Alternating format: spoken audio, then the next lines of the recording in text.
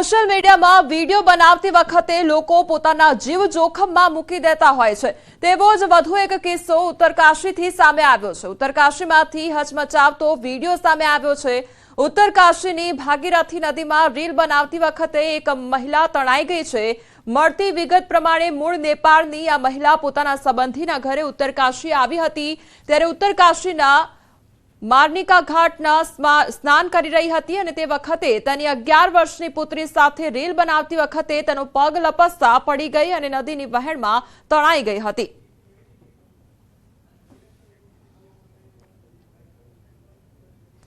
સુરતમાં સબસિડી યુક્ત ખાતરની હેરાફેરી કરવામાં આવી છે અને માંગરોળના વાલેસા ગામે એસએમસીએ રેડ કરી છે। ખેડૂતોને મળવાપાત્ર સબસિડી યુક્ત ખાતર ઇન્ડસ્ટ્રીઝને વેચી દેવાતું હતું।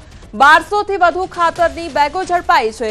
તો સરકાર દ્વારા સબસિડી વાળું યુરિયા ખાતર ખેડૂતોને આપવામાં આવે છે, જે યુરિયા ખાતર બરોબર સગેવગે કરવામાં આવી રહ્યું હતું।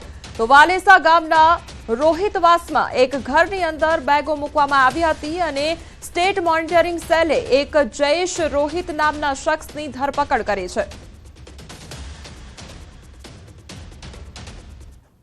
ગરમીને લઈને હવામાન વિભાગ દ્વારા મોટી આગાહી કરવામાં આવી છે। આગામી 48 કલાક ગરમીનું જોર રહેશે અને કચ્છ તેમજ ઉત્તર ગુજરાતમાં હીટવેવની આગાહી કરવામાં આવી છે। તો દરિયાકાંઠા વિસ્તારમાં ગરમ પવન પણ ફૂંકાશે। 48 કલાક બાદ 2 થી 3 ડિગ્રી તાપમાન ઘટશે। તો આગામી સમયમાં 2 થી 3 ડિગ્રી તાપમાન ઘટશે તે પ્રકારની આગાહી કરવામાં આવી છે। આ સાથે ગરમ પવન પણ ફૂંકાઈ શકે છે।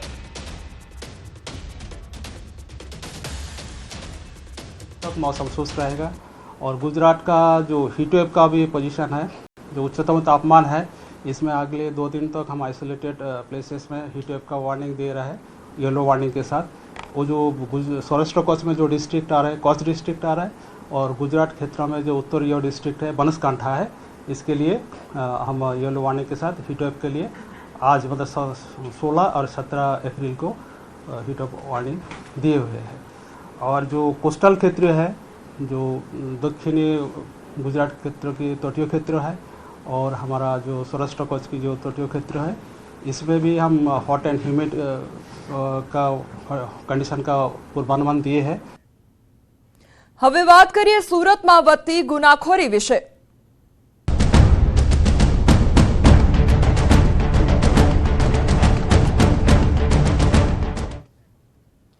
સુરતમાં ગુનાખોરી બેફામ જોવા મળી રહી છે। સુરતમાં પ્રેમ પ્રકરણનો કરુણ અંજામ આવ્યો છે।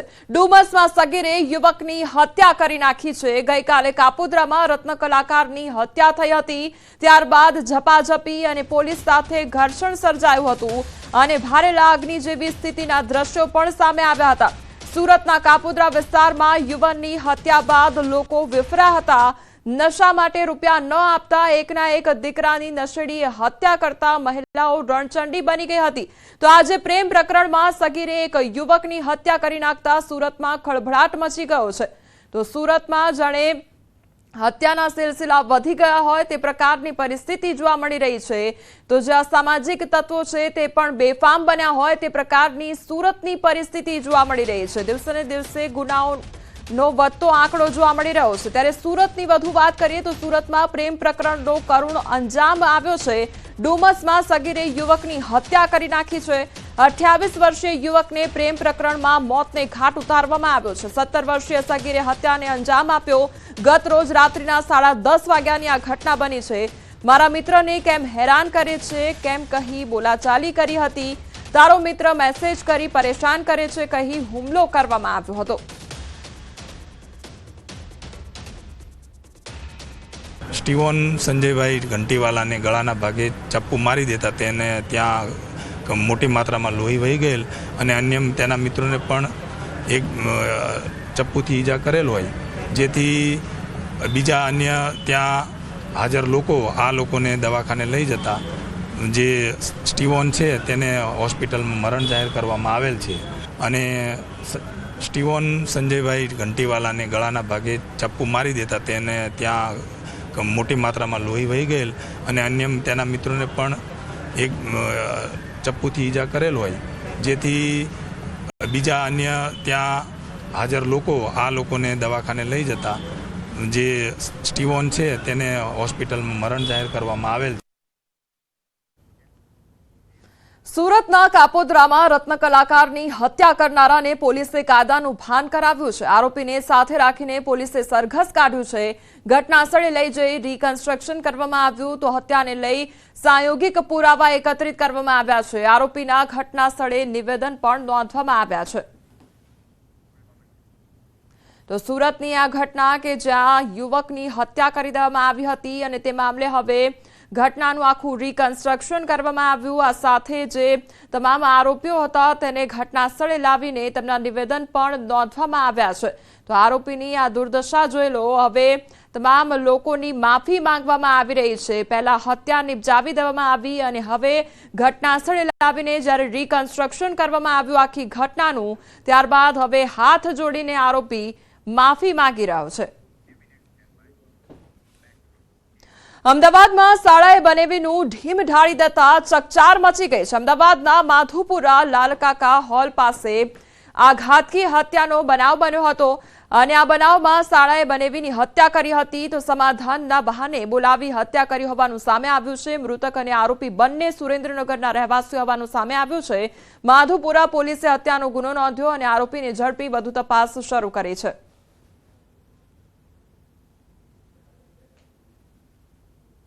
એને જે એની ભડાસ હતી કે મારી બહેને લવ મેરેજ આની સાથે કર્યા અને એ એક રિક્ષા ચાલક હતો અને એની બહેન રહી એ નર્સિંગનો અભ્યાસ કરતી હતી, એટલે એના મગજમાં ક્યાંક એવું હતું કે મારી બહેનનું ભાવિ બગડ્યું છે અને સમાજમાં મારી ઇજ્જત બગડી છે. એને કારણે એણે એની ઉપર હુમલો કરી અને એનું મોત નિપજાવ્યું.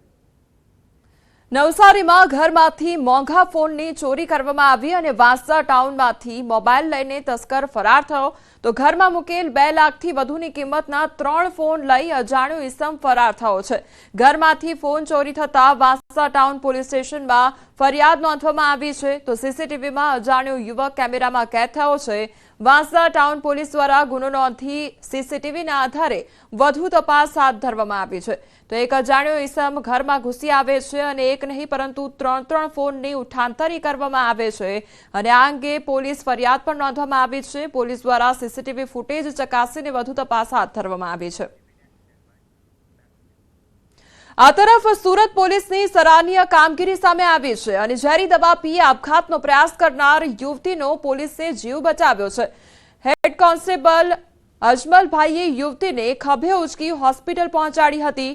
તો સમયસર હોસ્પિટલ પહોંચી જતા યુવતીનો જીવ બચ્યો હતો અને ઘટના બની ત્યાં એમ્બ્યુલન્સ કે ગાડી જઈ શકે તેમ ન હતી, જેથી ખભા પર ઉચકીને ખેતરની બહાર લઈ આવી એમ્બ્યુલન્સની રાહ જોયા વગર પીસીઆર વાનમાં હોસ્પિટલ લઈ જવામાં આવી હતી. દ્વારકાના ઓખામાં ફરી એકવાર ચાલુ છે તંત્રનું બુલડોઝર. અસામાજિક તત્વોના ગેરકાયદેસર દબાણો પર કાર્યવાહી હાથ ધરવામાં આવી છે. બુટલેગર તેમજ અસામાજિક તત્વોના દબાણ પર બુલડોઝર ફરી વળ્યું છે. તો ઓખા સમુદ્ર વિસ્તાર આસપાસ અસામાજિક તત્વોના ગેરકાયદેસર દબાણો દૂર કરવામાં આવ્યા છે. ગેરકાયદેસર રીતે બનાવેલ જેટી તેમજ 2 જેટલા મકાન અને કોમર્શિયલ બાંધકામો તોડી પાડવામાં આવ્યા છે. તંત્રની કાર્યવાહીથી અસામાજિક તત્વોમાં ખોફ ફેલાયો છે.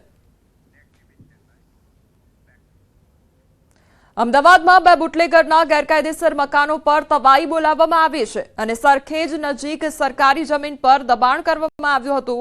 વર્ષોથી સરકારી જમીન પર આલીશાન ઘર બનાવી દીધા હતા. ઘરમાં જ એ બુટલેગરો દારૂનો વેપલો કરતા હતા. ઉદેસી અને શંકરલાલ નામના 2 બુટલેગર સામે પોલીસ ચોપડે અનેક ગુના નોંધાયેલા છે.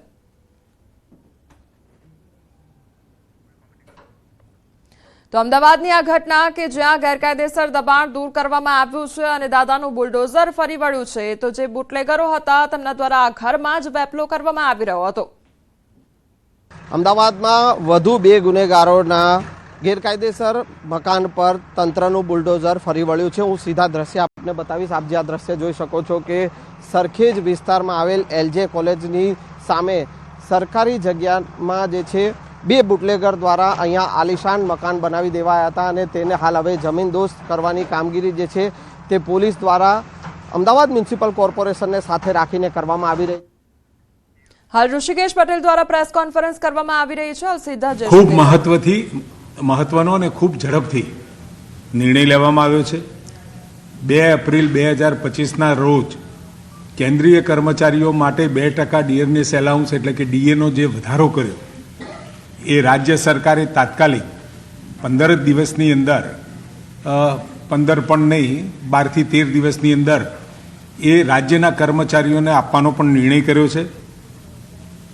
અને આ જે ડીએનો જે ડિફરન્સ છે એ ડિફરન્સ આ 1 જાન્યુઆરીથી 31મી માર્ચ સુધીનો એ એપ્રિલના પગારમાં સાથે જ એક જ હપ્તે આપી દેવામાં આવશે. એટલે રાજ્યના તમામ કર્મચારીઓ જે છે એમને લગભગ 4.78 લાખ કર્મચારીઓ જે હાલ કામ કરી રહ્યા છે ને 4,81,000 પેન્શનર મળીને કુલ 9 લાખથી વધુ કર્મચારીઓને આનો લાભ મળવાનો છે. કુલ એરિયર્સ પેટે 235 કરોડ રૂપિયા ચૂકવવામાં આવશે અને 946 કરોડની ચૂકવણી વાર્ષિક આ 2%ના વધારા લેખે થવાનો અંદાજ છે.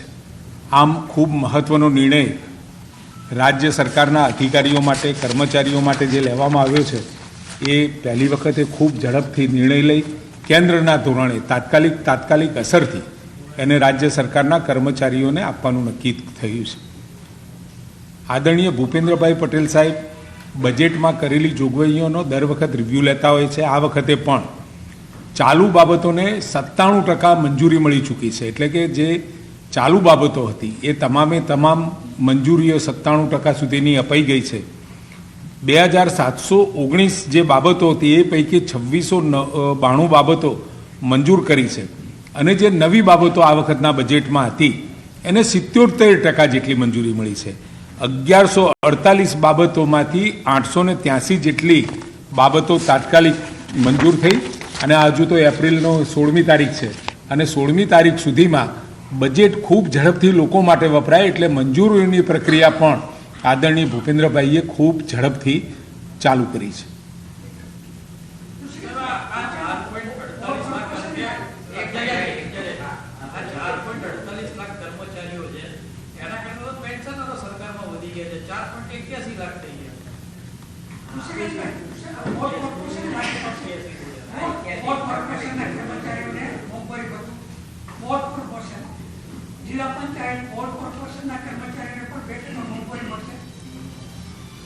આ નિર્ણય એ રાજ્યના કર્મચારીઓ માટેનો છે અને એમાં પણ જે 6ઠ્ઠું પગાર પંચ છે એ 6ઠ્ઠા પગાર પંચમાં પણ આને 6% જેટલો એ વધારો ત્યાં મળશે.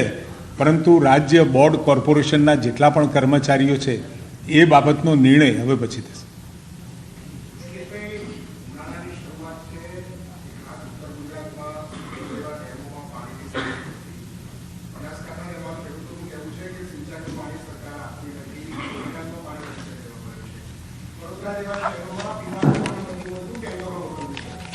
સરકારની પ્રાયોરિટી હંમેશા જ્યારે પણ ઉનાળો આવે અને જ્યારે ગઈ વર્ષે પણ વરસાદની ખૂબ સારી પરિસ્થિતિ હતી અને એ પરિસ્થિતિમાં આખા રાજ્યમાં તમામ ખેડૂતો માટે રવિ પાક માટે સિંચાઈની વ્યવસ્થા સરકારે કરી હતી.